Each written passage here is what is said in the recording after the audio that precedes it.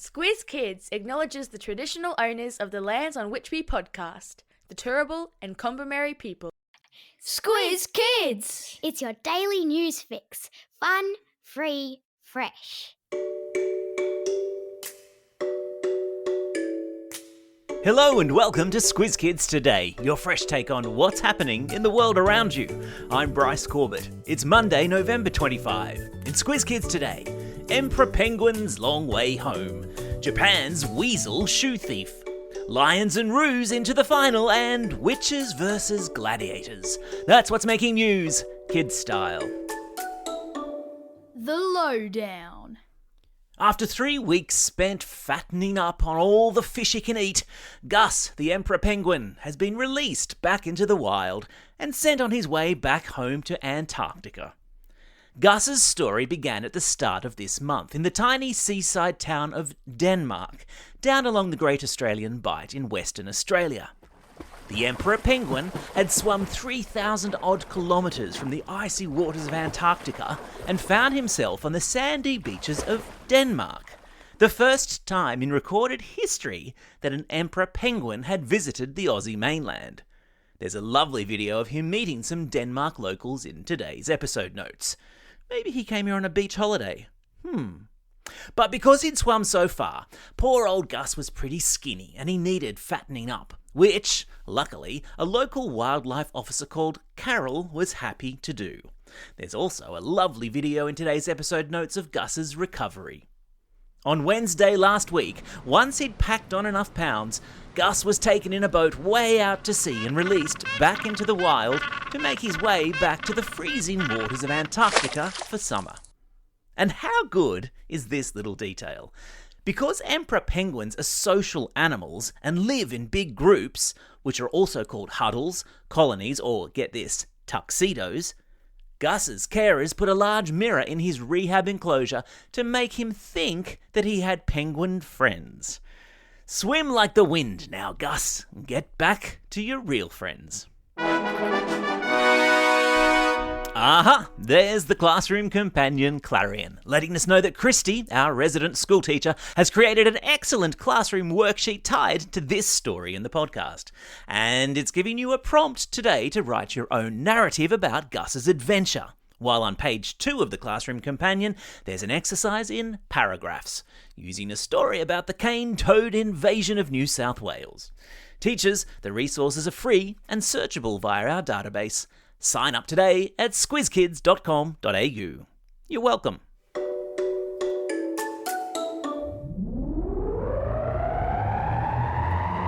Spin the globe. Each day we give the world globe a spin and find a news story from wherever it stops.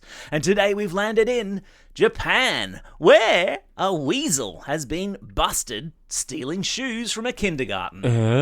Teachers, parents and kids at the kindergarten in Fukuoka were left scratching their heads when random shoes were stolen overnight from the kindergarten and strewn all over the playground.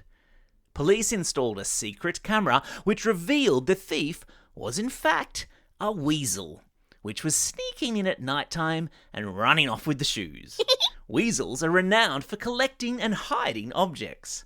People who have them as pets say they are always stealing pairs of socks and stashing them in secret places. What a tricky little weasel.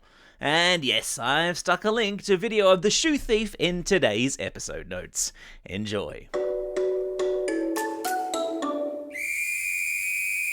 Sport time. The stage is set for a big AFLW Grand Final next weekend after the semis were played on Saturday and the Lions and the Kangaroos emerged triumphant. Triumphant is a fancy way of saying that they won. It will be the Brisbane Lions' 6th Grand Final. What about that?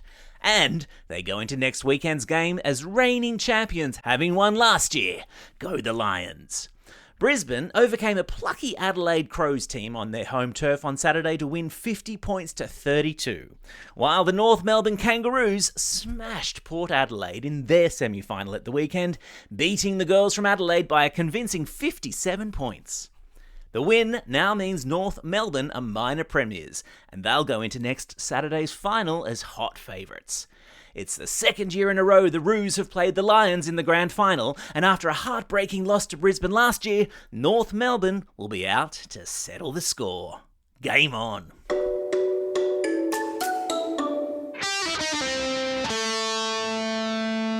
Pop Culture Corner. It must be getting close to Christmas, because all the big movies are being released at the cinema. And right now, in the battle for box office supremacy, it's a case of the witches versus the gladiators. I'm talking about the two major blockbuster films currently on at the movies: Wicked, the story of the witches of Oz, and Gladiator II, the historical epic set in ancient Rome. Both films were released last week, and the all-important first weekend of ticket sales shows that the witches have come out on top, earning an estimated $180 million in ticket sales, making Wicked the third biggest film of the year, behind Deadpool vs. Wolverine and Inside Out 2. Talk about being popular. And yes, that's a reference you'll probably only get if you're a dyed-in-the-wool Wicked fan. Speaking of being a fan, hands up who loves Bluey. Me too. That little blue healer from Brizzy and her madcap family, I just can't get enough of them. Which is why tomorrow's Squiz Kids Shortcut is a brand new episode all about the world's favourite healer family. How and where and why the Bluey phenomenon began, plus a sneak peek inside the new family attraction in Brisbane, the wonderful Bluey's World, which I was lucky enough to visit last week. The pod drops first thing tomorrow morning. It's gonna be wackadoo. Time for the quiz. This is the part of the podcast where you get to test how well you've been listening. Question number 1. Name the two teams who are now in the AFLW Grand Final next weekend. That's right, it's the Lions versus the Kangaroos, or Brisbane versus North Melbourne. Question number 2. What animal has been busted breaking into a Japanese kindy and stealing shoes? Well done if you said a weasel. Question number 3. What sort of a penguin is Gus, the great adventurer? Yep, that's right. He's an emperor penguin.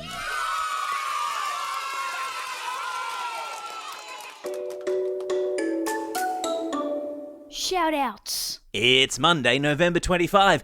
The AFLW Awards are on tonight, and get this, it's only 1 month until Christmas. Wah! It's also a special day for these Squiz Kids, celebrating a birthday today and tomorrow. Emmy from Cannon Hill, Lucy from Lura, Mila from Nightcliff, Lachlan from Fly Creek, Victoria from St Ives, Salina from Thaguna, Toby from Warunga, Jack and Jonas from Brightwater, Daniel from Wentworth Point, Jeremy from Epping, Aidan from Oran Park, gosh, there's a lot of you, Sienna from Coogee, Oscar from Burpengary, Oscar from Erskineville, Viraj from Balcombe Hills, Olivia from Humpty Doo, Clara from Ashton Field, and Mitaka, who's listening all the way over there in Tokyo in Japan. And belated birthday shoutouts go to Will from Echuca, Daisy from Bathurst, Ronnie from Bondi, Thisula from The Ponds, Pam and Yaga from Bullera, Darcy from Westbury, and Linda, who's listening all the way over there in California in the United States of America. And classroom shout-outs today go to Literacy class with Olivia at Strathula Primary School in Cobblebank. Classes 6Y, 3B and 3 Gold with Mrs Short, Miss Thompson and Miss Caffarelli at Catherine Macaulay Catholic Primary School in Orange. And Class 5-6JS with Mr Stewart and Ms Wood at Burrawa Central School. Don't forget, if you've got a birthday coming up and you want a shout out, or if you're after a classroom shout out, drop us a line at squizkids@thesquiz.com.au or fill out the form on our website. Well, that's all we have time for. Thanks for listening to Squiz Kids today. We'll be back again tomorrow with the Squiz Kids Shortcut on Bluey. In the meantime, get out there and have a most excellent day. Over and out.